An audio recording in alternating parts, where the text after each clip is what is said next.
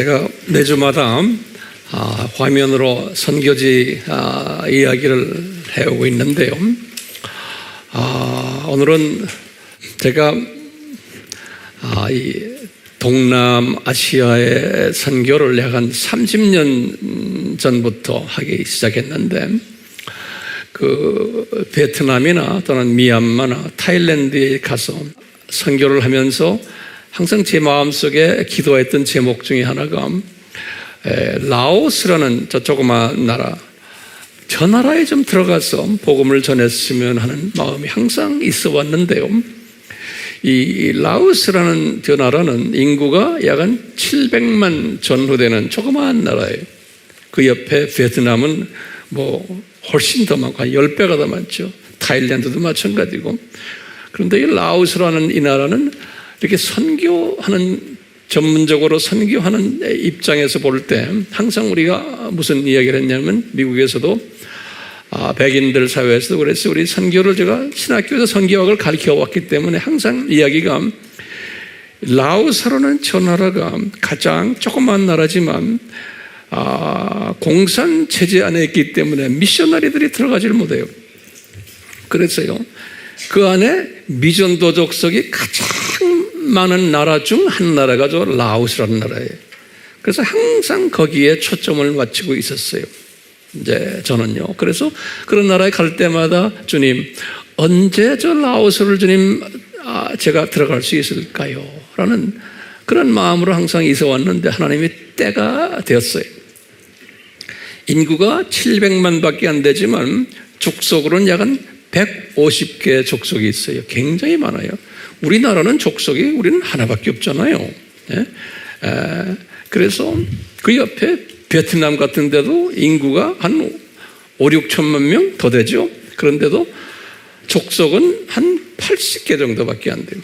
미얀마도 그렇고. 그런데 이 조그만 나라인데 족속이 그렇게 많고 미전도 족속들이. 그러니까 아주 큰 어장이에요. 우리 선교 전문가들의 눈에서. 그래서 거기를 들어가고 싶었는데, 주님이 저의 기도를 들으시고 주님의 때가 되어서 제가 거기에 들어가게 됐어요. 어떻게 들어가게 됐는지 궁금치 않으세요? 하나님이 하시는 역사, 하심을 여러분 삶 속에서 이게 다 이제 적용이 되기 때문에 한번 제가 어떻게 들어가게 됐는지를 간단하게 설명해 드릴게요. 설교도 좋지만 이런 것을 듣고는 이렇게 역사하시는구나, 주님께서 하는 것을 우리의 삶 속에서 우리도 적용하게 돼요. 제가 어떻게 라오스에 들어가게 됐냐면, 우리나라에 저 경기도 어디에 가면 아주 유명한 특별한 교회가 있어요. 진토리 교회라고 있어요. 들어봤어요? 못 들어봤죠? 아주 특별한 교회인데요. 이제 웹에 들어가서 진토리 교회라 한번 쳐보세요. 그런데 진토리 교회가 교인이 한 1000명, 1500명, 꽤 큰 교회예요. 그런데 그 교회에서 그 담임 목사님이 저와 이제 이렇게 친해져 가지고 가끔 저를 그 교회에 불러요. 그래서 제가 가서 이제 말씀도 전하고 하는데, 그 목사님이 선교 마인드도 참 괜찮고 굉장히 훌륭한 목사님인데, 얼마 전에 코비드로 이제 주님 나라에 간 사람이 참 아깝는데 주님의 때가 돼서 아마 그렇게 하신 것 같아요. 그 목사님 교회에서 제가 설교를 끝내고 이제 목사님 그 방에 이렇게 왔는데, 웬 선교사님 한 분이 걸어 들어와요. 들어오더니 나를 보고 뭐라고 그러냐면, 그 선교사님이 이제 우리 배동환 선교사님이라고 그래요. 저는 모르는 분이었는데, 대신 측 선교사님인데, 라오스에서 그 당시 한 10년 가까이 라오스에서 병원 사역을 하는 선교사님이었어요. 복음 전할 수가 없기 때문에, 공산 나라가 때문에요. 그런데 이분이 딱 들어오시더니 나한테 그래요. 목사님, 경상도 분이에요. 목사님, 내가 목사님이 단에 딱 서 있는 걸 보니까 저분을 내가 모시고 라오스의 최고 지도자를 내가 한번 소개시키고 싶다는 마음이 탁 자기한테 들어오더라는 거예요. 근데 그 라오스의 최고 교계 지도자는 우리나라 같으면 뭐 조영기 목사님 수준의 아주 대단한 분이세요. 네. 그런 분이신데 이분은 나이가 이제 지금 한 80 정도 되셨어요. 그런데 이분이 뭐 국제화된 아주 대단한 분이세요. 그 라오스가 공산 세력에 있었을 때 지금도 그렇지만 유엔에서 구호물자를 받아야 되는데 그 구호물자를 받게 하기 위해서 라오스 사람 한 분을 유엔 대표로 만든 분이 있어요. 그 사람이 이 사람이 유엔 대표로서 유엔에서 물자 받아내는 일을 하는 그런 아주 똑똑한 분, 영어도 뭐 잘하고 아주 국제화된 분이신데 이분을 나를 소개시키고 싶다는 거예요. 이분을요. 왜냐하면 이분이 그 세계의 모든 그 선교 마인드가 된 이 선교 전문가들이 항상 라오스에 들어가서 복음을 전하기를 원하고 신학교를 만들기를 원하고 미전도 족속 나라이기 때문에 그런 꿈인데 이분이 그걸 알아요. 알기 때문에 웬만한 사람은 쳐다도 안 봐요. 왜냐하면 하도 세계 지도자들이 그 사람한테 연락 와가지고 우리 좀 들어가게 해달라 그러니까요. 그러니까 뭐 한국 목사님들도 마찬가지고. 근데 이분의 말에 의하면 우리 선교사님 말에 의하면 한국 목사님들은 쳐다도 안 본대요. 그 사람 입장에서는 그렇게 교만하대요, 사람이.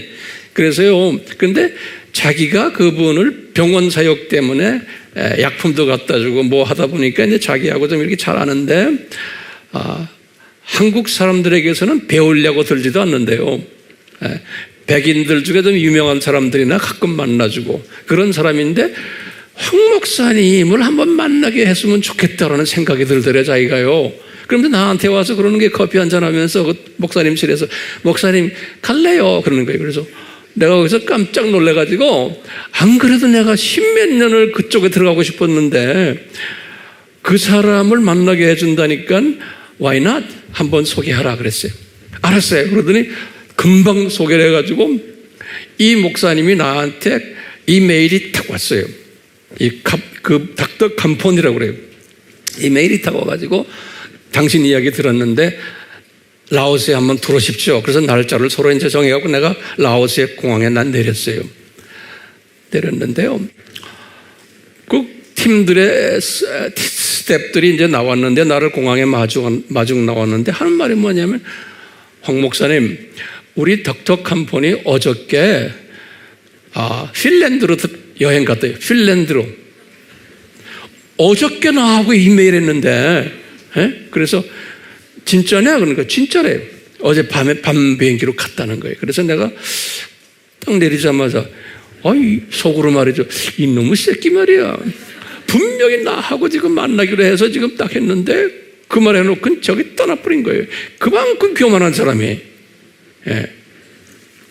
그래서 내려서 오늘 나중에 이제 돌아가야겠구나 하는데 거기 있는 그 스태프들이 그러는 거예요. 이제 황 목사님 오신 김에 우리들에게 특강 좀 해주십시오 그러는 거예요. 오신 김에. 그래서 난 안 한다 그랬어요. 화가 나가지고. 보세요. 이게 하나님의 종들도 기가 있어가지고 화나니까 가겠다고 막 그러는 거예요. 예수님이 딱 들여다보고 계셨겠죠?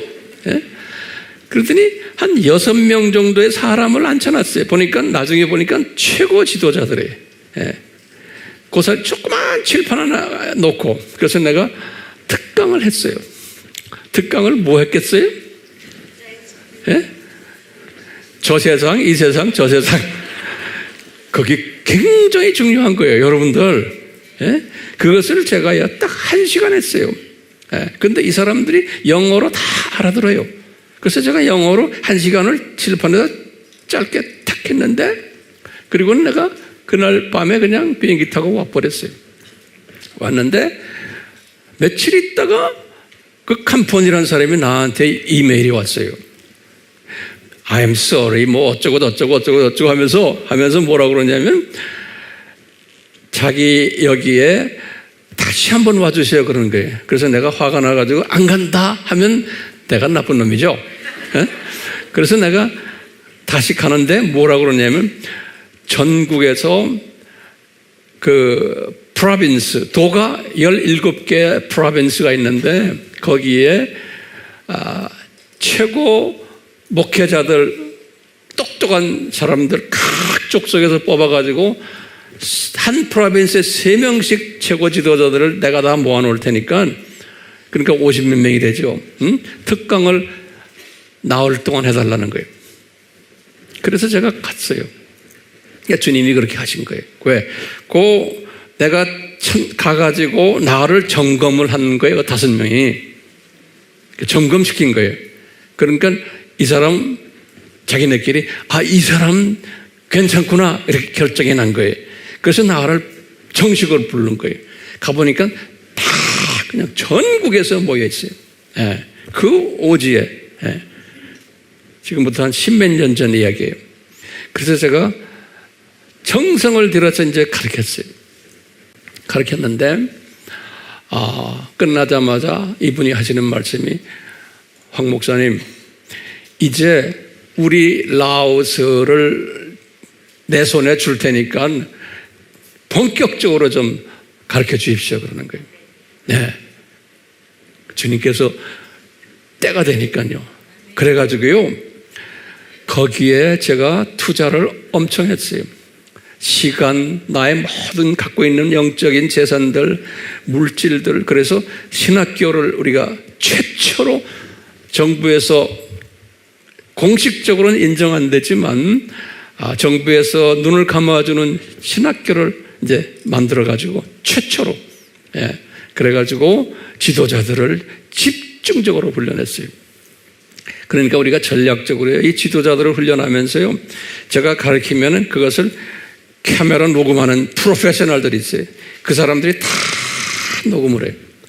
그래가지고 끝나면은 그 즉시로 CD로 만들어가지고 전국에 쫙 그래요. 예. 그리고 이 카메라맨이 나흘 닷새 동안에 카메라 찍는 그 비용만 미화로 5,000불이에요. 우리나라 돈으로 500만 원이에요. 다 만들고 하는 이 모든 것이 프로들이. 네. 그래가지고 저희들이 한 팀은 뭐냐면 그걸 다 글로 써가지고 책으로 만드는 일이에요. 그래서요, 책을 우리가 엄청 많이 만들었어요. 그 다음에 CD랑 그것을 10년을 투자했어요. 10년을요. 그러니까 이분들이 그래요. 이분들은 완전히 여러분들처럼 완전히 훈련된 이 팀들이 그 나라에 전국에 깔려 있어요. 주님이 그렇게 하셨어요. 네. 그러니까 우리 배성 교사님이란 이분 한 분을 통해 가지고, 네, 주님께서 이런 일들을 벌렸어요. 기가 차죠? 네. 거기에 미셔나리들도 이제 꽤 좀 나가 있지만 예수님의 옛자만 이야기해도 쫓겨나요. 그런 나라예요. 그런데 우리는 공식적으로 이 신학을 가르친 거예요. 하루는 거기서 제가 강의하는데 그냥 갑자기 뒤에서 불이 난 거예요. 예. 불이 나가지고 그 건물이 유일한 라오스의 첫째 교회인데 다 타버렸어요. 예. 그래가지고 나중에 한 3년 후에 새로 깨끗하게 지었어요. 그래서 주님께서 그분들에게 그래요. 황 목사님을 통해서 너희 이 나라를 다 태워버렸다. 제가 딱 서 있는 그 전기 어떻게 잘못돼가지고, 그래가지고 소방대가 오고 하는데 정부에서 뭐라고 그러냐면 거기 공산당 아이들이 너희들이 일부러 태웠다 이거. 왜? 새 건물 지으려고. 그래가지고 그 건물 다 무너지고는 이분이 유럽의 교회들을 통해서 그 건물을 짓게 했어요. 그래서 지금 아주 나이스하게 이쁘게 지었어요. 예. 여러 가지 이야기들이 많아요. 네. 오늘 화면을 조금 좀 보시겠어요? 이제 화면 좀 봐야겠죠? 네. 조금 보세요. 이게 이제 강의 때마다 우리 끝나면 사진 찍는 건데요. 여기에 제 사진 있죠? 그 바로 옆에 이쪽에 그 가운데 조금 대머리 까진 분이요. 요 분이 닥터 캄폰이에요. 약 한 몇 개월 전에 주님 나라에 가셨어요. 대단한 사람이에요. 예. 그 다음에 그 옆에 배동환 선교사님이. 예. 그 다음에 그 옆에는 몽족의 최고 지도자예요. 몽족이라고 그 비엔남과 라오스 쪽에 있는 아주 대표적인 기독교 족속들인데요. 몽족이. 그 다음에 그 옆에 또 아주 그 나라의 최고 부총회장이면서 가르치는 총책임자예요. 저의 아주 수제자 중에 한 사람이에요. 그 앞에 지금 앉아있는 사람들이 다들 여자분들도 저 옆에 오른쪽에 있죠? 다 최고 지도자들이에요. 여자들이 대단해요. 예. 근데 이게 저 사람들은 개인적으로 누가 가서 만날래도 만날 수가 없는 사람들. 그 대단한 그 사람들인데 주님이 이 지도자들을 라오스의 최고 지도자들이에요. 최고 지도자들을 주님이 이렇게 주셨어요. 뒤에 있는 분들이 지금 그 소수민족의 전국에서 왔다는 분들 있잖아요. 그 분들 공부하면서 찍은 거예요. 저 칠판 보시면 우리 도표들 보이죠? 여러분들의 눈에 익은 도표들 보이죠? 예, 저기 다 라오스 말로 다 돼 있는 도표들이. 예, 좀 있으면 그런 도표를 많이 보실 거예요. 좀 바꿔보세요. 여기 이제 앉아서 이제 화재가 났기 때문에 그 교회에서 우리가 못하고 이 비엔탄이라는 그 수도에 교회가 4개가 있어요. 아까 그 사진에 나왔죠? 거기에 그 4개의 목사님들이 묻어요. 이렇게 정부에서 인정된 4교회인데 교회들이 꽤 커요. 교인이 어떤 것은 한 400~500명씩 되고 그래요. 예. 그 중에 여기 몽족 지도자가 목회하는 교회 여기에서 우리가 화재 후에 여기서 공부를 했어요. 그래서 이렇게 우리처럼 땅바닥에 앉았어요. 저기 칠판 보이죠? 예. 그래서 공부를 한 시간 하면은 그 다음에 그룹 토의를 해요.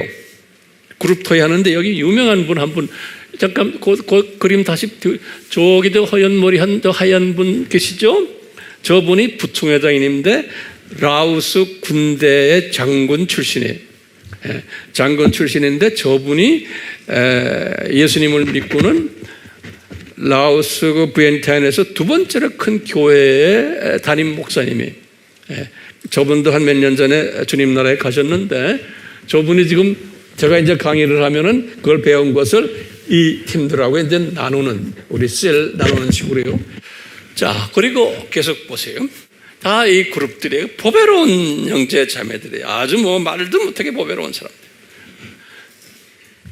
여기 요 여자분이 아주 대단한 여자분인데 이 여자분이 칠판에다가 글 쓰는 여자분이 이제 제가 이제 영어로 하면은 통역이 딱 달라붙고 그 통역에 말한 것을 칠판에다 쫙 적는 여자 목사님이 있어요. 이제 이분이 아까 장군 출신 분이시고 여기 노트 보세요. 여러분 노트하고 똑같죠? 예? 이거 보세요, 자세히. 여기 이 칠판에다 아까 그 여자분이 쭉 쓴 거예요. 예. 이분이 그 유명한 닥터 캄포니. 최근 사진이에요. 최근 사진. 이 닥터 캄포니 사무실을 봤지만 엄청 커요. 이분들은요, 내 사무실보다 한 4배 더 커요. 그러니까 그 권위가 대단해요. 그렇기 때문에요. 이제 이분들이 이 나라의 영적 소위 지도자들 중 대표적인 분인데 여기 제 왼쪽에 있는 저분이 이 닥터 캄폰의 아드님이에요. 저 아드님이 이제 미국에 가서 대학을 나오고는 신학을 우리 AMI 신학으로 꽉 무장돼 있고 저 아들이 통역관이 2분인데 그 중에 한 분이고 우리 신학교의 학장이에요. 저 아드님이. 그다음에 이 가운데 있는 분이 이 캄폰 목사님의 처남인데 저 형제가 이 후속 소위 이 캄폰의 오른팔 같은 처갓집 세력이 세요. 그래서 아주 그런 분이고 그 옆에도 똑같이 친척이 이분들이 지금 증을 받아가지고 이제 그걸 보여주는 장면이 조금 더 있죠. 여기 우리 책들이 이 책들 이제 책이 뭐 한두 권이 아니 여러 책들이 그 다음에 다 CD들 요 CD 보셨죠? 이 CD들. 그래서 이제 이것을 전국에 이제 옮겨야 되잖아요. 예. 그래서 우리 학생들이 가져가지만 그것만 가지고 안 되니까 우리가 차에다 싣고는 그 전국을 우리 배선교사님이 앞장서 가지고 이렇게 전국을 다녀요. 그렇기 때문에 공안들이 이것이 기독교 책이라 그러면 다 뺏어버려요. 그러니까 그것을 조심하면서 하죠. 여기에 이제 우리 그 유명한 배동환 선교사님의 이분이 사모님이시고 선교사님이고 요 근래에 찍은 이번 한 주 전에 찍은 것 같아요. 우리 조 목사님이 만나가지고 근데 이 사모님이 이 남편이 이 선교에 미쳐가지고 저러니까 사모님도 아주 손들어 버렸어요. 그래서 고생을 많이 했어요. 사모님이. 우리 책들, 그 다음에 담요, 기타 여러 가지 의약품들 이런 것들 우리가 이제 보내는 그 장면이 또 있어요. 식사하는 장면이고요. 그 다음에 지금 책을 우리 배 선교사님이 시골 교회 가가지고 이렇게 전달하는 장면이고요. 똑같이 우리 배 선교사님이 이렇게 다니는 장면이 여기도 그렇고 다 끝난 모양이에요. 이런 사진 도움이 됩니까? 네. 오늘부터 저희들이 이스라엘에 관한 이야기를 이제는 유대라는 주제를 가지고 공부를 하려고 그래요. 오늘부터요. 우리 그동안에 우리가 히브리인이라는 주제를 가지고 공부했고요. 또 이스라엘이라는 걸 가지고 공부했고, 그 다음에 유대인이라는 걸 가지고 오늘부터 이제 공부를 시작할 거예요. 상당히 중요한 주제들이기 때문에 요거 하나하나 잘 정돈해 나가면서 우리 공부하기를 바라요. 자, 우선 우리 과거에도 했지만 간단하게 보세요. 이 히브리인, 이스라엘인, 유대인 할 때요 보면요, 제가 이 데이터를 드리는 이유가 있고 목적이 있어요. 구약에서는 히브리인이 31번 나오고 신약에서는 14번밖에 안 나와요. 우리 다 제가 데이터를 드렸어요. 이스라엘인은 그 많은 숫자가 3,000번 가까이가 구약에 있고 신약에는 많지 않아요. 한 74번 있어요. 우리가 집중적으로 지난 몇 주 동안 이스라엘인에 대해서 우리가 공부했잖아요. 오늘은 유대인에 관한 공부예요. 유대인에 관한 공부예요. 이 유대인은 구약에는 82회 나오는데 신약에는 183회 나와요. 그러면 이게 이제 우리의 질문 중에 하나예요. 왜 이 유대인이라는 이 표현이 신약에 이렇게 많이 나올까? 그 중에 신약에서 가장 많이 나오는 게 히브리인보다 이스라엘인보다 신약에서 유대인이라는 단어가 많이 나오는 거예요. 이게 특징 중에 하나예요. 특징 중에 하나예요. 거기에 대한 우리 답을 오늘 좀 찾아내고 다음 주에도 계속해서 여기에 대한 성령님의 가르치심에 우리가 집중하면서 공부하려고 그래요. 그러면 일반적으로 도대체 히브리인이라는 것은 우리가 말할 땐 유대인 하잖아요. 그런데요, 구약에서는 뭐라고 부르냐면 예후디라고 불러요. 구약의 히브리 언어는. 그래서 선교지에 가면은 대부분의 선교지의 나라들은 제가 유대인이 어떻다 이렇게 말하면 꼭 통역관이 뭐라고 하면 예후디 그래요. 예후디라는 그 나라 말을 써요. 그게 오리지널 구약에서 말하는 유대인을 예후디라고 그래요. 한번 발음해 보시겠어요? 예후디. 예후디 그래요. 예후디 그래요. 그게 유대인이란 소리예요. 그런데 신약의 랭귀지는 그리스어 아닙니까? 그리스어로는 이 예후디가 아니고 요분 이게 I인데요. 제가 영어로 이 Y라는 그 발음도 나면서 I라는 발음들은 중간 발음이에요. 그래서 제가 그랬어요.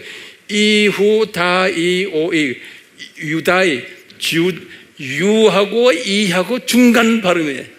그래서 그냥 내가 한국말로 이유다이오 오이 하면은 이게 다 I가 끝에 붙으면 복수예요. S가 붙으면 오스 하면 단수예요. 그래서 항상 복수로 발음해요. 그래서 그것을 영어로는 주라고 안 그러고 주스 그런다고요. 예, 이것을요. 그래서 그리스 말로는 유다이오, 그래서 주다이오. 그래서 이제 영어로는 주다이라고 유대 하는 거예요. 예. 근데 이우다이오 이렇게 아시면 되겠어요. 됐어요? 네. 이 유다라는 이 유대인 하는 그 단어가 언제부터 나타나기 시작했냐면 여기 보시면은 열왕기하 16장 6절에 제가 이렇게 쭉 들여다보니까 성경을 보니까 이때 처음으로 유대인이라는 말이 나오기 시작해요. 유대인이라는 말이. 네. 그러니까 여기 이 아하스 왕 유대 12대 왕 이때거든요. 그러니까 약간 이분이 700년 플러스 마이너스거든요. 그러니까 이때에 722년 아수르 사건과 연관돼 가지고 이 아수르 사람들이 유대인들을 공격하는 그러한 얘기할 때 유대인이라는 표현을 처음 써요. 그러니까 다시 말하면 700년 전후로 유대인이라는 단어가 나타나기 시작한 거예요. 유대인이라는 단어가 성경에서요. 예. 그전에는 그런 표현이 없다가. 네. 그러니까 여기 보면 이사야 때도 두 번이나 유대인이라는 단어가 나와요. 그리고는 쭉 나가다가 이제 똑같이 지금 열왕기하의 18장, 25장, 역대하 32장 여기 보면 똑같은 배경에서 유대인이라는 표현을 해요. 아수르 사건 전후로 해서. 예. 그러다가 이제 쭉 내려와서 에스라는 480년대 분인데 주전 에스라가 10번이나 유대인이라는 단어를 써요. 에스라는 학자거든요. 유대인의 최고 학자, 유대인 학자 이름이 에스라예요. 느헤미야도 한 11번 썼고요. 느헤미야도 주전 한 400년 그때예요. 에스더도 400년 때고 에스더는 제일 많이 썼어요. 61번을 에스더가 유대인 했어요. 예레미야는 주전 600년 때인데 9번 쓰고 다니엘은 주전 600년인데 2번 쓰고 그러니까요. 이렇게 이스라엘이라는 단어보다는 유대라는 단어는 가끔 몇 번씩 쓰는 그런 명칭이. 자, 그러다가 이제 신약에 들어와 가지고 사복음서에서 마태나 마가나 누가는 가끔 썼어요. 유대인이라는 단어를. 예. 이제 예컨대 동방 박사가 왔을 때 뭐라고 그러냐면 유대인의 왕이 태어났는데 어디냐 하고 이런 분들이 유대인의 왕 예수님을 이런 식으로 썼어요. 예. 그런데 요한이 이제 우리가 집중해서 공부할 것이 요한이 이 요한복음에서 78회나 약 한 80번 정도 이 유대인 아주 요한이 강조한 것이 이 유대인이라는 이 표현을 강조를 했어요. 요한이. 예. 그러면 이제 우리가 이제 질문을 항상 던지는 연습해봐요. 왜 요한이 이렇게 유대인이라는 표현을 많이 했을까? 왜 그러냐면요, 요 유대인이라는 사람들이 이 예수님의 신성을 부인하는 사람들인 거예요. 요 유대인이라는 사람들이. 자, 그러면 이제 여러분들이 저에게 이제 물어볼 거예요. 황 목사님, 이스라엘 사람들과 유대인들과는 뭐가 다릅니까? 이게 다른 거예요. 우리 구약에서도 봤지만 이스라엘 사람들은 북왕국이에요. 12지파 중에서 10지파가 있는 북쪽 왕국을 이스라엘 왕국이라 그랬죠. 그러면 유대 왕국은 뭐냐? 남쪽 유대 지방, 예루살렘과 유대 지방, 거기를 유대 왕국이라고 그랬잖아요. 그래서 그 안에는 뭐가 있죠? 유대 지파와 베냐민 지파밖에 없어요. 그래서 12지파 중에 유대 지파와 베냐민 지파가 모여 사는 그 지역을 유대 지방이라고 그러는데, 그 사람들을 가리켜서 좁은 의미에서 유대인들이라 그런 거예요. 유대인들.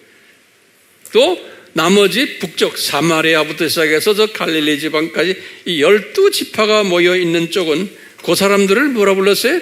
이스라엘 사람들이라 이렇게 부른 거예요. 예. 그렇기 때문에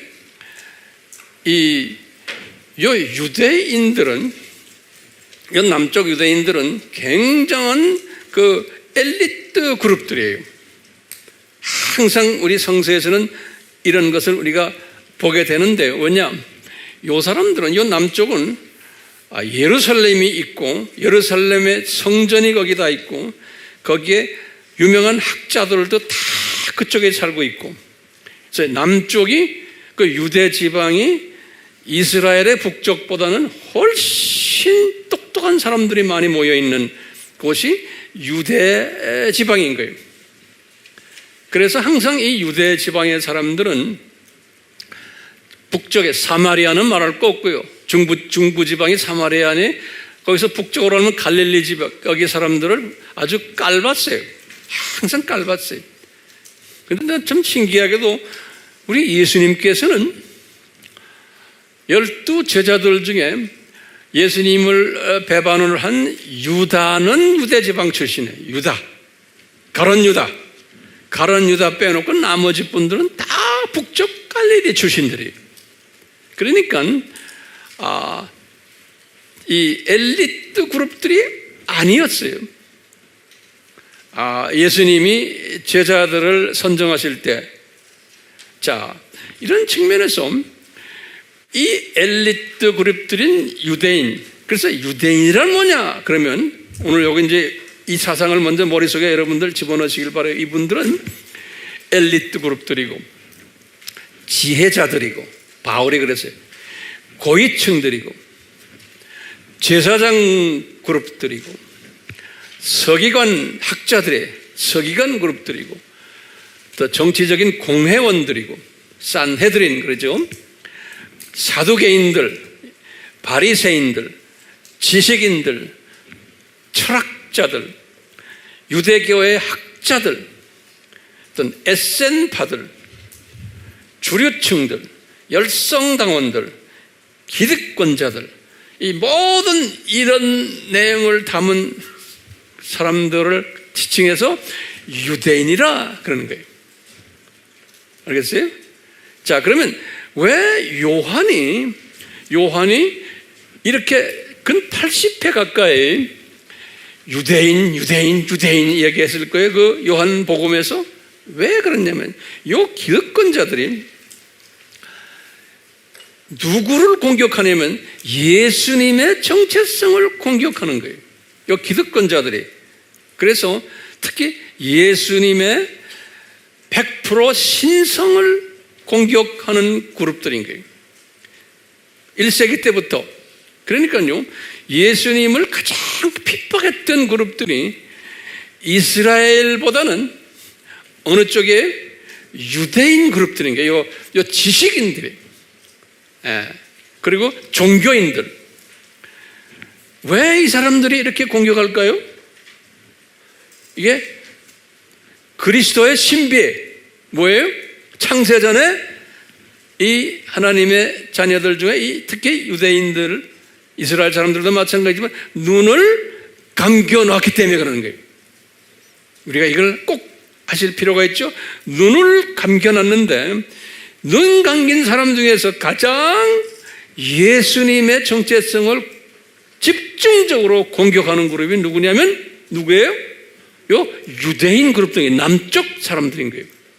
유대인 중에서도 그 중에서도 이 엘리트 그룹들, 지식층들, 종교인들, 유대교 학자들, 이 기득권자들, 정치하는 공회원들, 이분들이 유대인들이 사마리아 사람이나 북쪽의 이스라엘 축실들은 이 안에 들어오지를 못했어요.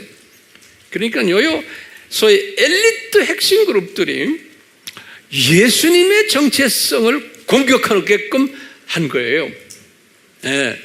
그래서 이분들은 머리도 좋고 아는 것도 많고 똑똑하고 모든 부분에서 그렇기 때문에 예수님을 반대하도록 디자인된 그룹들이, 그래가지고 예수님을 반대를 하는데 어떻게 하느냐? 이분들은 자기네가 가지고 있는 세상적인 지식들, 경험들, 모든 철학들, 이런 것들을 가지고서 논리적으로 예수님을 배격하는 사람들이에요. 논리적으로, 이성적으로, 신학적으로, 또 체계적으로, 영어로는 systematic, 체계적으로, 조직적으로, 아주 적극적으로, 또는 공격적으로. 뭐를 공격해요? 예수님의 정체성을 공격하도록 디자인된 거예요. 예수님의 디자인에 예수님이 이분들 눈 감기게 만들어 놨잖아요. 창세전부터. 그래가지고 눈 감긴 사람들 중에서도 이 엘리트 그룹이 앞장서 가지고 예수님을 공격하도록 만들어 놓은 거예요. 그게 유대인인 거예요. 네. 그러면 황 목사님 왜 그렇게 하셨습니까? 그 이유가 있어요. 좀 있으면 제가 이제 설명해 드리려고 그래요. 이분들이 조직적으로 이렇게 할 때는 또 이 예수님이 100% 하나님이시다, 신이시라는 것을 설명하기 위해서는 이 설명하는 사람들도 조직적으로, 체계적으로, 이성적으로, 윤리적으로, 적극적으로 대항해야 되잖아요. 그 대항 그룹을 항상 또 예수님이 준비해 놓으셨다고요. 그 대항 그룹이 중에 지금 요한인 거예요. 요한이 요한복음을 쓰게 하신 것이 지금 이 기득권자들, 유대인들이 예수님의 정체성을 공격을 하니까, 그러니까 거기에 대해서 이 예수님이 하나님이다라는 것을 이 논리적으로, 체계적으로, 신학적으로 당시에 갖고 있는 모든 문화적인 배경을 가지고서 대답한 것이 요한복음이에요. 요한복음. 그렇기 때문에 요한복음에 유대인이라는 그 표현이 많을 수밖에 없는 거예요. 자, 이런 배경을 가지고요. 이제 우리가 이제 볼 텐데요. 여기 보시다시피 유대인이라는 이 단어가 이 신약에 훨씬 많잖아요. 여기 보시면 구약은 조금밖에 없어요. 구약은요. 신약에 이렇게 많은 이유가 뭐냐면, 신약에 많은 이유가 예수님을 주로 대적하는 자들이 신약 시대의 유대인들이기 때문에 그런 거예요. 유대인들이기 때문에. 그렇기 때문에요, 오늘날도 마찬가지예요. 오늘날도 예수님의 정체성을 공격하는 분들이 누군지 아세요? 교회를 다닌다고 하는데, 신앙생활을 한다고 하면서, 하나님을 안다고 하면서도 그 하나님을 예수님의 기독론이 약한 사람들이에요. 삼위일체가 약한 소위 기독교인들이, 신학자들이, 목사들이, 신부들이, 추기경들이 이런 짓을 하도록 되어 있는 거예요. 이분들이 예수 그리스도에 대해서 나중에 이런 소리 저런 소리 하다가 요새 와서는 종교다원주의로까지 간 거예요. 예수는 타종교의 창시자들과 같은 급이다, 구원자로서까지 간 것이 지금 종교다원주의 아닙니까? 이렇게 한 사람들이 누구냐면 소위 기독교인들 출신들이에요. 다시 말하면 이스라엘이 아니고 유대인들이에요. 기독교 유대인들이에요. 근데 내가 엘리트다, 내가 신학 박사다, 내가 신앙생활을 모태신앙부터 했다, 뭐 기타 등 우리 교단이 크다, 이런 모든 것을 내가 정통이다, 이런데 뭐가 약하냐면, 뭐가 약해요? 삼위일체론과 기독론이 약한 거예요. 이렇게 만들어 놓은 거예요. 그러니까 기독론이 변질되어 버린 거예요. 기독론이. 그렇기 때문에 이렇게 유대인들을 명산해내서 예수님의 이 기독론을 공격하게 하는 목적이 뭘까요? 그러면요, 거꾸로요. 황 목사님, 왜 하나님이 이렇게 디자인하셨습니까? 하면 뭐예요?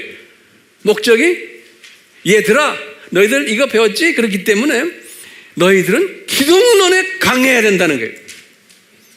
그래서 요한을 통해서 기독론에 대한 자세한 정보를 제공했어요. 예수님의 정체성에 대해서. 그러니까 요한복음이 굉장히 중요한 복음서인 거예요. 그건 오늘날도 마찬가지예요. 오늘날도 지금 종교다원주의를 말하는 WCC, 일부 WEA, 그 다음에 로마 카톨릭, 이런 사람들이 뭐가 약해서 그래요? 이분들은 자기네가 유대인이라고 생각해요. 자기네가 유대인이라고 생각해요. 그러니까 핵심 기독교 엘리트라고 생각하는 게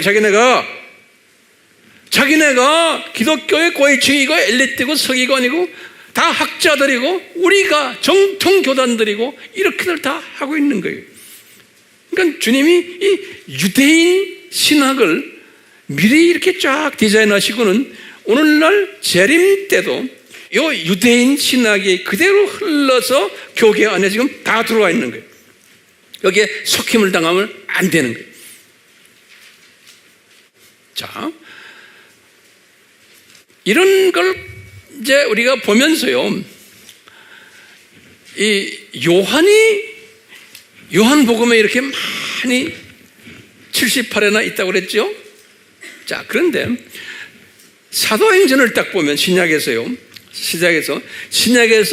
유대인이라는 횟수가 183회 나오는데, 여기 183회라고 그랬죠? 신약에 유대인이라는 횟수가요 183회가 나오는데, 이 중에 요한복음이 78회라고 그랬죠? 많이 나왔죠? 제 말 잘 따라오세요? 네. 그 다음에 많이 나오는 데가 어디냐면 사도행전이에요. 사도행전에 74회예요. 거의 맞먹어요. 사도행전에 유대인이라는 단어들이 많이 나오는 거예요. 유대인, 바울이. 예. 왜 그럴까? 그러면 이 바울이 1차, 2차, 3차 여행을 쭉 하면서 항상 바울의 그 주 메시지가 뭐였냐면 예수 그리스도가 100% 사람이고 또 예수 그리스도가 100% 하나님이다라는 것을 외치는 메시지가 바울 메시지예요. 선교지마다 다니면서. 그런데 그럴 때마다 바울 메시지의 공격을 강하게 하는 사람들이 누구였냐면 선교지에서도 유대인들이었어요. 그러니까 유대인들이 이스라엘 사람들이라 이렇게 표현하지 않고 유대인들이라고 그랬어요. 이 말은 뭐예요? 이 지식층들, 유대인인데 이스라엘 사람인데 고위층들, 좀 안다고 하는 사람들, 공부 잘하는 사람들, 지혜자들, 가정 배경이 좋은 사람들, 이런 사람들인데 눈이 감겨가지고 예수님의 신성을 모르는 거예요. 그래서 방해하는 거예요. 바울을 방해, 너 그것 때문에 바울 너 죽여 그러는 거예요. 예. 그래서 바울이 예수님이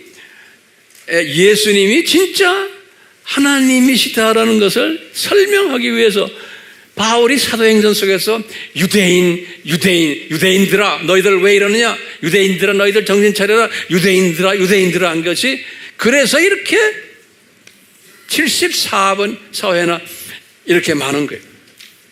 그러니까 바울이 선교지에서 전했던 가장 핵심 메시지가 누구예요? 예수 그리스도예요. 예수 그리스도가 하나님이시다라는 거예요. 요한도 마찬가지죠. 그런데 거기에 반대하는 놈들이 누구예요? 가장 악하게 반대하는 놈들이 유대인들이라는 거예요. 다시 말하면, 쉽게 말하면 유대인이라는 것은 안다고 까부는 놈들이라는 거예요. 성경 우리 안다. 에? 그리고 덤벼드는 놈들, 다시 말하면 엘리트들이 좋은 학교 나오고 좋은 훈련 받고 똑똑하고 이런 사람들이 더 바울에 대해서 반대로 하면서 바울을 죽이겠다고 덤벼드는 거예요. 그러니까 하나님이 의도적으로 이분들이 영적으로 눈을 감겨놔서 그런 거예요. 오늘 메시지의 주 메시지가 이거예요. 자, 바울이 이렇게 선교지에서 이렇게 열심히 복음 전하면서 이 사람의 고민이 뭐였냐면, 나도, 바울이에요. 잘 들으세요. 나도 이 유대인 그룹이었는데, 바울이, 나도 엘리트 출신인데, 가말리엘의 제자고, 그러면서 이 바울이 뭐라고 그러냐면, 내가 어떤 사람인지 아느냐? 그러죠? 그러면서 이분이 이 빌립보서를 쓰실 때 이분이 하신 말씀 있죠. 빌립보서를 썼을 때 뭐라고 그랬어요? 내가 여기다가 적어 놓지 않았지만 이 바울이 여기다가 이렇게 쓴 거예요. 여기 지금 바울이요. 이거 여러분들 노트에다 잘 정리해 주세요. 바울이 빌립보서 3장 4절에서 6절이에요. 빌립보서는 언제 썼어요? 이 60에서 62년 아니에요? 이분이 35년에 개종했죠? 그러니까 개종하고 25년 후에, 개종하고 약 한 25년 후에 이 엘리트 바울이 깨달은 거예요. 엘리트 바울이 깨달은 게 뭐냐면, 바울이 빌립보 교회에 편지 쓰실 때 빌립보 교회에서 항상 바울의 가르침을 반대하는 그룹이 있었어요. 그 교회 안에. 그게 뭐냐면 유대교 출신들 중에 개종한 사람들이, 이 빌립보 교회 안에 유대인들인데, 유대인 중에 유대교에서 기독교로 개종한 그룹들이 항상 그분들이 가지고 있는 문제가 뭐냐면, 바울이 예수 그리스도의 정체성을 이야기할 때마다 토시를 다는 사람들이, 항상 예수 그리스도가 100% 하나님이 아닐 수 있다라는 토시를 자꾸 다는 사람들이, 구원론도 특히 예수 믿는 것도 중요하지만 유대교의 전통을 잘 지켜야 된다, 이렇게 토시를 다는 사람들. 거기 이제 빌립보서 이 3장에 나오는 전체 스토리예요. 그런데 이제 바울이 그 사람들을 향해서 하는 소리가 있어요. 바울이 그러는 거예요. 여보시오, 당신들 자꾸 우리는 유대인입니다, 우리는 엘리트들이에요 하면서 항상 말하지? 그러면서 하는 소리가, 여보시오, 나도 이 출신이다 그러는 거예요. 바울이 그러는 거예요. 그 말씀이 뭐냐면 여기다 써놓은 거예요. 3장 4절에서 6절에 뭐냐? 여보시오, 나는 바리새인이요, 나는 지금 이 이야기, 나는 바리새인이요, 나는 이스라엘 중에 이스라엘 사람이요, 히브리인 중에 히브리인 사람이요. 자기의 그 높은 엘리트의 자기의 모습을 쫙 설명을 해요. 그리고는 유대교에서도 내가 아주 학자처럼 내가 가말리엘의 제자였고, 나는 이 유대 사회에서는 최고 엘리트 출신이다 그러는 거예요. 그러면서 이분이 하시는 말씀이 뭐냐면, 그런데 내가 그리스도가 누군지를 아는 것을 내가 깨닫고 나서, 그러니까 그리스도를 아는 지식이, 예수님의 정체성, 이분이 100% 하나님이시고 100% 사람이 됐다라는 이 그리스도에 아는 지식이 내가 얼마나 큰 것을 깨달았다는 거예요. 딱 깨닫고 보니까 내가 가지고 있는 이 모든 엘리트 의식이, 이 유대 의식이, 내가 이 엘리트였던 내가, 이것이 예수를 내가 만나니까, 그분에 대해서 내가 철저하게 알고 나니까, 이 모든 이 내 갖고 있는 세상 것들이, 이 세상의 모든 지식과 이런 것들이, 이것이 배설물이다 그랬어요. 배설물이다 이런 말씀 거예요. 이것은 가치가 하나도 없다 그런 거예요. 배설물이다.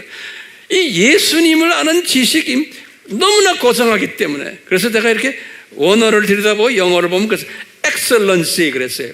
이 반어를 엑셀런, 고상하다는 엑셀런시.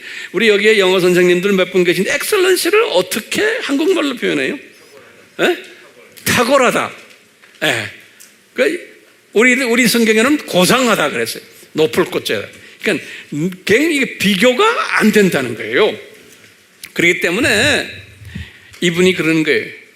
나는 이 유대인들아, 나는 유대인 출신인데, 나도, 다시 말하면 유대인 출신이라는 말이 뭐예요? 나도 엘리트인데 내가 예수님에 대해서 알고 예수님을 안다는 것은 결혼한다는 소리랑 마찬가지예요. 내가 이 예수가 누군가를 내가 알고 난 다음에는 이 모든 이 엘리트 의식이 하루아침에 무너져 버렸단다 그러는 거예요. 하루아침에. 그렇기 때문에 이분이 이보다 훨씬 전에 고린도 전서를 썼을 때 또 이야기하는 게 있어요. 고린도 전서는 언제 썼어요? 55년이죠.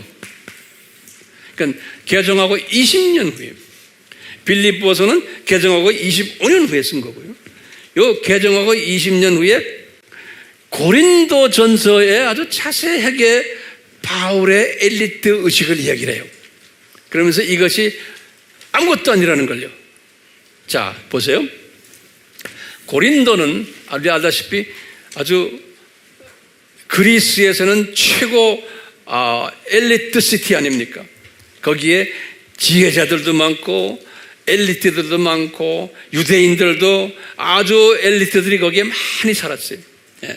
근데 이제 고린도 교회 안에도 그런 엘리트 출신들이 교회 안에서 신앙생활을 하는데 파벌을 만들면서 교회 안을 시끄럽게 하고 또 뭐 아는 체하고 떠들고 목에다 힘들고 하는 사람들이 분명히 그 안에 많았어요. 똑같아요. 오늘날도 뭐 어느 나라나 마찬가지예요. 제가 어느 나라나 살아봐도요, 거기 가서 내가 목회를 해봐도 미국이나 카나다나 똑같아요. 조금 교육 좀 받았고 인류학교 나오고 학부를 뭐 PhD하고 뭐 의사고 뭐 변호사고 뭐 땅땅거리는 사람들 목이 곧아요. 예수님을 믿는데도요 보이지 않는 교만이 있어요. 그래가지고요 이 예수 그리스도에 대한 깊은 깨달음 속에 들어가질 못해요. 제가 해보니까요. 저도 그 출신 중에 하나인데 내 주변의 사람들도 보면요 똑같아. 지금 이 나이 됐는데도 아직도 교회는 다니는데 예수님에 대한 깊은 것에 들어가지 못해요. 그냥 수박 겉핥기로만 하는 사람들이 대부분이에요. 근데 나는 유대인이다 그런데 유대인이란 말 알죠? 나는 엘리트다 그런 소리랑 마찬가지예요. 그럼 주님께서요 엘리트들이 신앙생활을 하지만 여기 한계가 있는 거예요. 그런데 그렇게 하나님이 디자인하셨어요. 하나님이.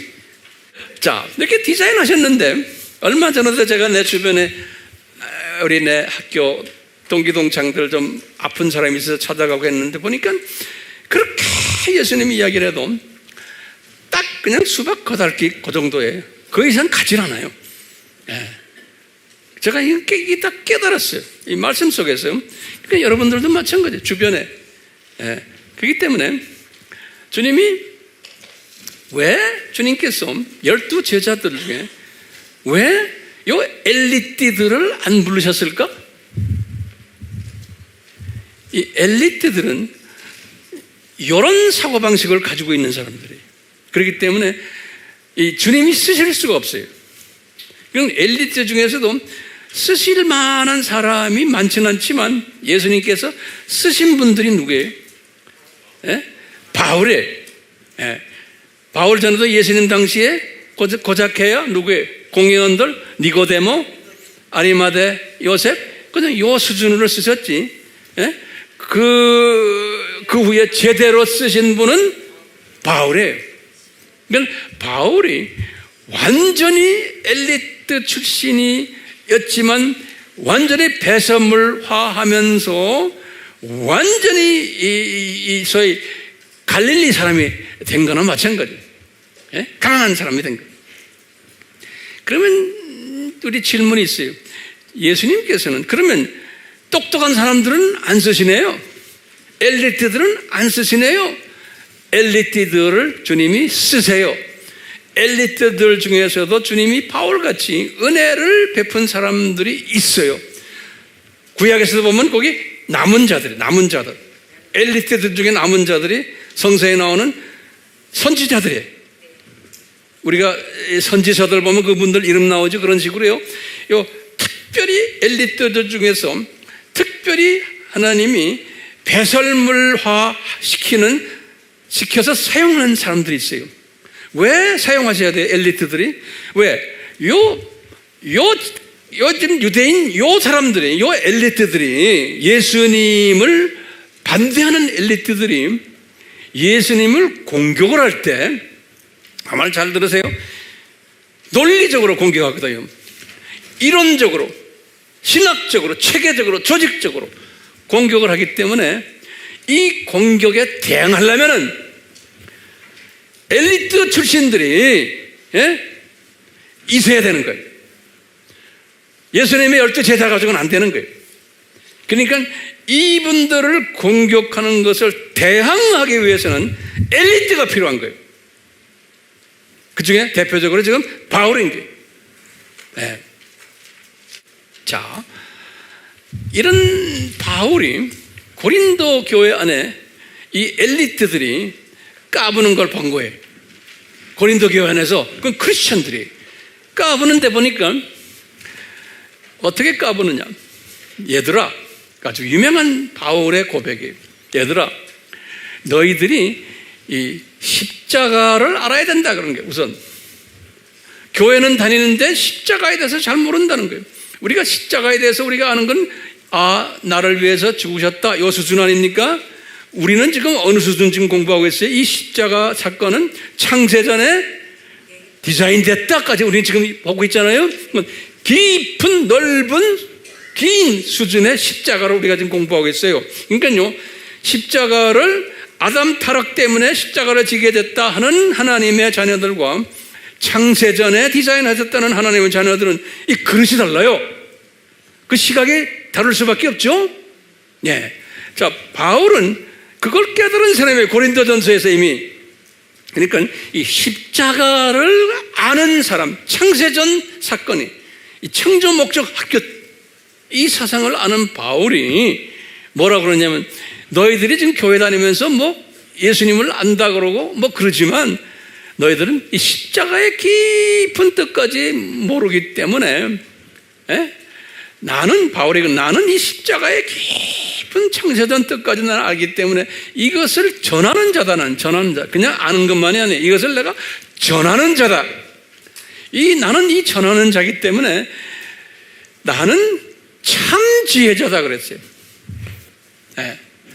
내가 은혜로 이 참 지혜자가 돼가지고 지금 전파하는 자라는 거예요.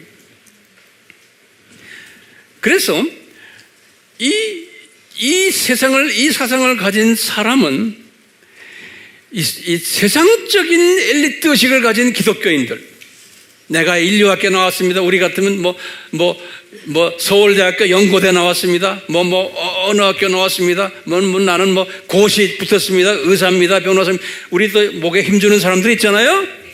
교회 안에. 내가 지금 교회 안에서. 네? 이런 사람들을 어리석게 하고 나중에 이런 사람들이 너무 정말 까보면은 나중에 구원까지도 멸해버린다는 거예요.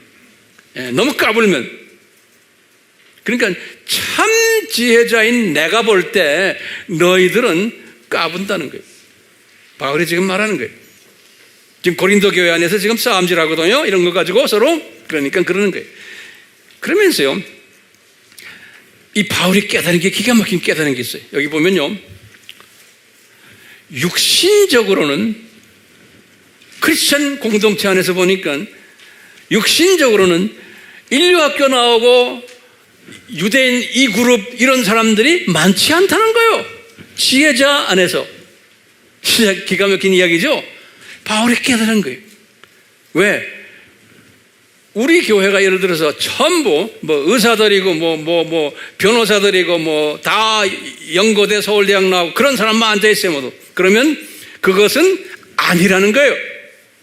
그게 겉으로는 대단한 교회 같은데 알고 보면 그게 아니라는 거예요. 왜?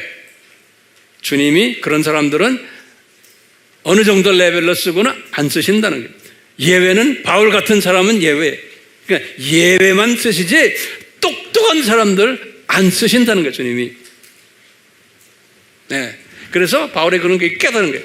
육신적으로 지혜로운 자도 많지 않고, 그 다음에 출세한 권력 있는 자도 많지 않고, 지금 고린도전서 1장 26절에서 31절 이 내용이에요.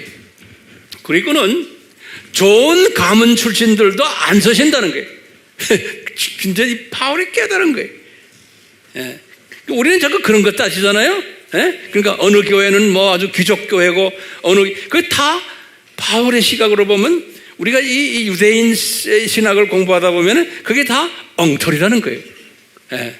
여기 어떻게 엉터리냐? 여기 보니까요, 하나님은 이 갈릴리 출신들, 세상에 어리석은 사람들이, 학벌도 별로 안 좋고 똑똑하지도 않고 직업도 변변찮은 사람들, 이 어리석은 자들을 택해가지고 지혜로운 자들을 부끄럽게 만든다는 거예요. 예.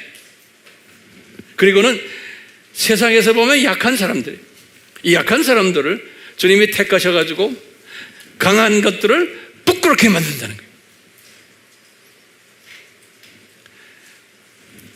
세상에 천한 것들을, 멸시받는 사람들을 써서 쓸모없게 이런 사람들을 들어가지고 똑똑한 사람들을 쓸모없게 만든다는 거예요. 지금 고린도전서 1장 26절에서 31절에 바울이 깨달은 거예요. 그렇기 때문에 교회 안에서 특히 나 어느 학교 나왔습니다. 나 어떻습니다. 내가 회사도 아주 대기업에서 일했습니다. 이랬습니다. 괜히 폼재는 사람들 가끔 있죠? 폼재라고 그러세요. 그렇지만 주님이 그런 사람들은 어느 한계까지 쓰시고 안 쓰신다는 거예요. 그런데 그런 사람들 중에서 하나님이 바울처럼 뽑아가지고 쓰는 분들이 또 있다는 거예요. 남은 자로. 그렇지만 일반적으로 유대인이라고 하는 사람들은 주님께서 그렇게 안 쓰신다는 거예요. 기분 나쁘세요?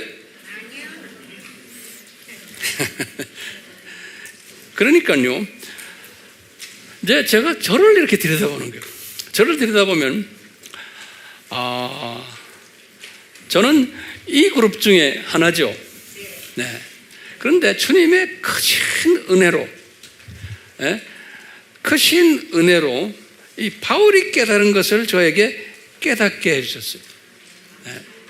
그러니까 제 주변에 이 그룹 출신들이 저를 보면요, 미쳤다 그래요. 교회 다니는 사람들도 보면 저 황 목사 쟤 미쳤어 그러는. 자, 그렇기 때문에 이 유대인이라는 이름, 오늘은 이제 서론적인 이야기 제가 지금 하고 있는데요. 유대인이라는 이름이 저 히브리인, 이스라엘인보다 더 저 사람들이 부르기는 그 이름이 가장 자랑스러운 이름이죠. 그렇죠? 그렇기 때문에 제가 이제 칠판에다 적진 않았지만 이제부터 노트에 적으세요.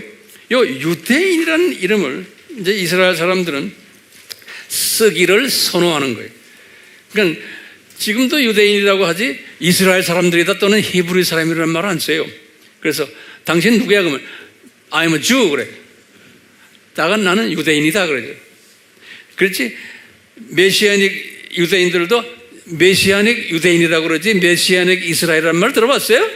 메시아닉 히브리라는 말 들었어요? 자기가 예수 믿는 유대인이다 그런다고요. 요 단어를 쓰기를 그렇게 좋아하는 거예요. 예, 요 단어를. 왜냐하면 요게 깔려있는 게 뭐예요? 우리는 진짜 엘리트 그룹이다. 요것이 깔려있는 거예요. 예. 그렇기 때문에 이 단어가요, 공통적으로 지금 사용되기 때문에 이스라엘이라는 나라도 이스라엘이라 그러지만 그건 자기네가 만든 이름이에요. 이스라엘 나라를 만들 때 그 역사를 보면 이름을 뭐로 할까 하는데 거기에 뭐였던 사람이 이스라엘로 하자 그래서 이스라엘이 됐지만 일반적으로 우리가 뭐라고 하면 Jewish state 그래요. 그러니까 유대인 나라다가 Jewish state 그래요. 그리고 Who are you? 그럼 We are Jews 그래요. 전부 다요. 예? We are Jews 그러지 We are Israelites란 말은 기분 나빠요. Israelites라 그러면 히브리라고 해도 기분 나빠요. We are Jews 그래. 왜? 그만큼 목이 굳은 내용이 들어있는 거예요. 저기 유대인들이 사는 동네다 그러면 우리 보통 말할 때 이스라엘 타운이라 그래 안 그래요? 뭐라? 저 Jewish town 그래요. 예, 물을 때도요. 예. He is Jewish man. That's a Jewish school. 유대인들이 다니는 학교다 그러지. 예? 이스라엘 스쿨이라 그러지도 않아요. 예? 다 Jewish. 그 단어를 쓴다고요. 그 단어를. 그만큼 이 유대라는 저 이름이 주님께서 보시기에 의미가 있어요. 오늘은 제가 이제 결론적으로 한마디만 하고 끝내려고 그래요. 우리가 이제 이 유대라는 그 개념을 오늘 잡았으니까 이 사상이 교회 안에도 그대로 다 들어와 있는 거예요. 그렇기 때문에요, 이 교회, 기독교계가 우리 이스라엘 사람들이 조교팀들 아닙니까? 이 조교팀들을 통해서 기독교계가 신약 때에 이런 모습의 사람들이 있을 것을 모형으로 그림자로 이렇게 보여주시는 거예요. 교회 안에 똑같이 요 조교팀들의 요 엘리트 사상을 가진 조교팀들이 있듯이 유대인들에게 오케이? 그대로 이것은 신약에서 교회 안에도 이런 엘리트를 자청하는 유대 그룹들이 있게 되어 있는 거예요. 유대 그룹들이.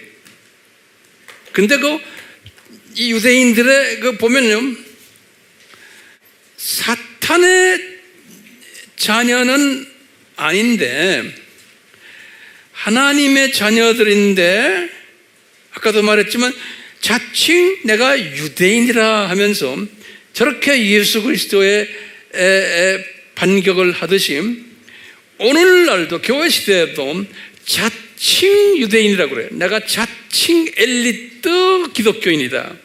유대인이라는 건 엘리트 기독교인이에요. 내가 신학 박사다. 내가 최고 좋은 신학대학원을 나왔다. 우리는 정통적인 신학대학원이다. 이렇게 그렇게 떠드는 사람 많죠? 정통이라 그러는 거예요. 그런데 들여다보면은 교만이 깔려있고, 자기가 하는 것이 최고고, 다른 사람들을 우습게 알고, 그런데 자세히 들여다보면 기독론도 약하고, 삼위일체론도 약하고, 이게 실력도 없는 놈들이 아는 체하고 떠드는 놈이 굉장히 많은 거예요. 오늘날이에요. 과거에도 마찬가지고, 어느 나라나 똑같아. 우린 선교하기 때문에 다른 민족도 가보면 똑같아. 똑같아야 돼요? 안 돼요? 똑같아야 돼요. 그러니까 우리가 전하는 이 복음을 자기가 아는 수준에서만 알고 있지 그 이상 배우려고 들지도 않는 교만 떠는 사람들이 영천이 많은 거예요. 이게 유대인의 하나의 사인인 거고, 그 유대인의 모습을 우리에게 이렇게 보여주신 것처럼 오늘날에도 이런 유대인들 있어요. 보면은 유대인이면서도 아주 못되게 예수 그리스도의 기독론을 반대하는 놈들, 오늘날은 그게 종교다원주의자들인 거예요. 열심히 신앙생활을 하면서 유대인이라고 하지만, 엘리트라고 하지만 알고 보면 이 잡놈들이 많은 거예요. 잡놈 유대인들이.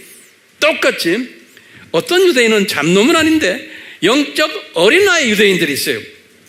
고린도 교회도 마찬가지였어요. 영적 유아들이 있어가지고 교회 문턱은 드나드는데 영적 유아들이, 그러니까 영적 유아란 건 뭐냐면 기독론이 약하고 삼위일체론이 약하고 오늘날은 종말론이 약한 거예요. 몰라요. 모르면서도 아는 체하고 까부는 소위 유대인들, 엘리트 들어가는 박사들, 목사들, 엉터리들이 엄청 많은 거예요. 그게 많아야 돼요? 안 많아야 돼요? 많아야 되는 거예요. 그래서 이 유대인 저 플랜을 우리 예수님께서 만드신 거예요. 이 유대인 플랜을. 그러니까 예수님이 이 유대인들이 까부는 그 안에서 실제로 예수님이 사역하셨잖아요. 그러니까 저놈들의 공격을 제일 많이 받으신 분이 예수님이세요. 저놈들의 공격을. 그건 예수님이 플랜에 의해서 이렇게 하시는 거예요. 왜?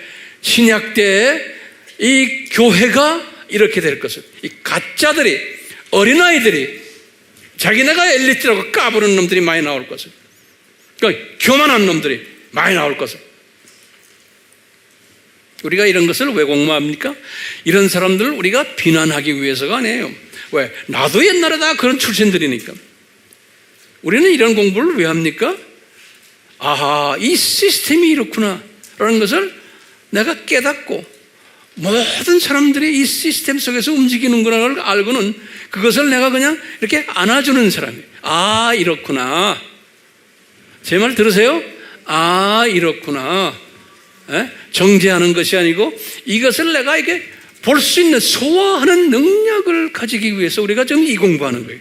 누구를 지적하고 누구를 내가 나쁘다 좋다 이야기하기 위해서 하는 게, 왜? 시스템을 그렇게 디자인하신 거예요, 예수님께서. 우리 팀들을 내가 보면요, 똑똑한 사람들이 대부분의 우리 교회, 학교는 어디 나온지는 모르지만 똑똑한 사람들이 대부분의, 그러니까 이 어려운 공부를 하는데요, 이 주님이 이 똑똑한 사람들을 쓰시는 거예요. 바울을 쓰셨듯이 똑똑해야지만, 엘리트여야지만 우리가 예수님을 제대로 전할 수가 있잖아요. 그렇죠? 이 조직적으로 전할 수 있잖아요. 논리적으로, 이성적으로 전할 수가 있기 때문에 우리는 똑똑해야 돼요. 우리는 유대인이 되어야 돼요. 그런데 배설물처럼 여기는 유대인이 되어야 되는 거예요. 그러니까 이 세상의 모든 것들, 내가 가지고 있는 모든 경험들, 나의 모든 것들, 이것이 예수님과 비교해서는 배설물이다 라고 깨닫고, 이 예수님이 진정한 나의 하나님이시고 나의 왕이시고 라는 그것을 외치는 자들이 되라고. 그렇기 때문에요, 이것을 내가 엘리트가 됐을 때 이 바울처럼요, 이 가치관의 변화를 경험하게 되고, 이 예수님을 내가 깨닫고 예수님을 내가 만났기 때문에 이 모든 내가 세상의 자랑거리들이 이것이 다 배설물처럼 되는, 다시 말하면 가치가 없어지는, 그렇다고 해서 완전 배설물이 아니에요. 세상에서 배웠던 모든 지혜와 지식과 모든 정보와 모든 이 기술, 이런 것들을 바울처럼 복음을, 예수님을 위해서 내가 사용받는 이런 엘리트가 되어야 돼요. 주님께서 그런 엘리트를, 주님 우리 팀들을 지금 만들고 계세요. 저도 그 중에 하나라고 보고, 제가 담임 목사로서 이런 그룹이면 우리 아미 팀들은 말할 것도 없죠. 다 이 바울 스피릿까지는 유대인들 되시기를, 그래서 예수님을 우리 왕으로 모시는, 예수님을 왕으로 모신다는 것은 이런 걸 다 내려놓는 사람이에요. 예. 그리고 이분이 시키는 대로만 따라가는 사람. 그렇게 우리가 지금 가고 있죠. 예. 예수님이 시키는 대로만 따라가는 사람. 그래서 우리가 예수 나의 왕이요, 예수 나의 왕이요 고백하는 것은 뭐냐면, 명령만 내리시면 제가 따라가겠습니다. 순종하겠습니다. 나는 유대인입니다 본래. 그래서 엘리트 출신입니다. 그렇지만 나는 폐설물이 되었습니다. 이 모든 세상 것들은.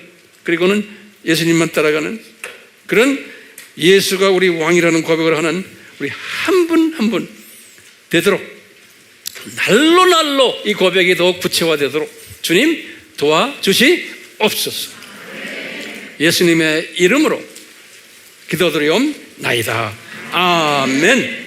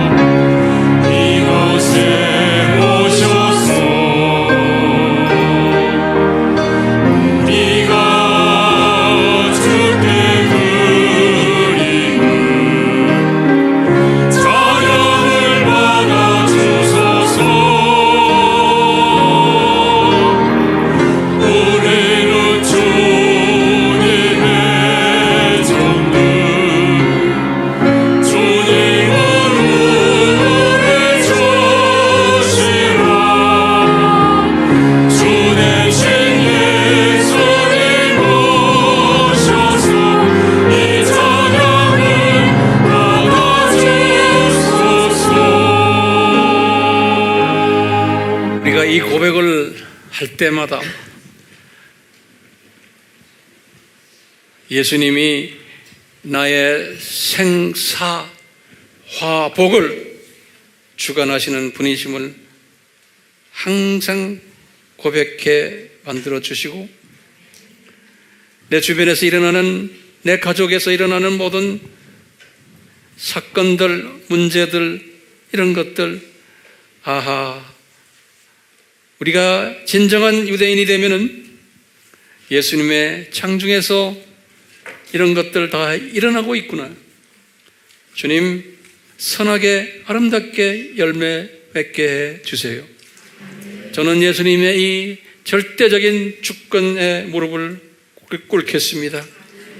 이 고백을 하면서 주님의 그 절대자이심을, 우리의 생사화복을 주관하시는 분이심을 내가 철저하게 고백할 때, 나에게 문제 속에서도 평강이 있게 되고, 우리 오실 예수님을 앙망하게 되는 그러한 지혜자로, 바울 같은 지혜자, 진정한 유대인이 될 수 있음을 우리가 깨닫고, 그런 복을 우리에게 내려주시기를 다시 한번 축원합니다. 삼위 하나님의 이 축원하심이 우리에게 있기를 예수님의 이름으로 축원하옵나이다. 아멘.